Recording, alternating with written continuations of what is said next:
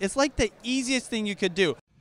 vidIQ. vidIQ. vidIQ.com. Hello everyone, welcome back to VidCon 2018, and I'm honored to be joined by Sean and Benji. And combined, how many subscribers do you have on YouTube right now? I'd say, like, just off the top of my head, probably like 4 to 4.5 million. Wow, congratulations to both of you.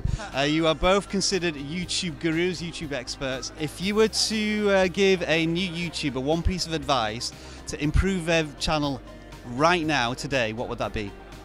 well, to improve their channel right at this moment, I would say I would be focusing on your thumbnails and your titles. Yep. You know, YouTube just released the YouTube Studio Beta, and you can see now in your back end the impressions your channel is getting and your click-through rate. The biggest thing that's going to influence that is provocative titles. You want your titles to create interest, to create curiosity. You don't want them to even necessarily just state exactly what's happening, but be something that's like, man, I have to click through to see what's on the other side. The same is true about the thumbnail. It needs to be more attention-grabbing. It needs to stand out. And let's make that practical. You know, at this point, our business has been scaling, and each of us not only work together, but we have independent teams. But even with team members, I still edit all my own thumbnails.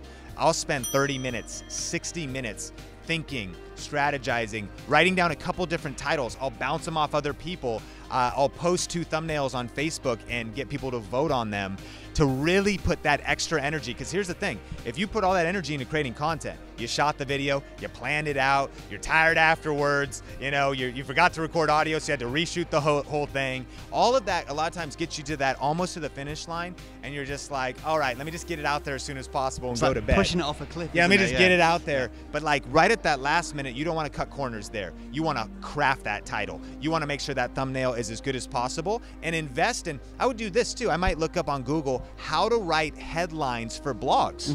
Some of the best articles are blog headlines. How to write provocative titles for whatever it is, and study that. Study design or get help and level up your design game, because titles and thumbnails are a big deal, and that's the #1 thing I would do to get more traction on your channel right now.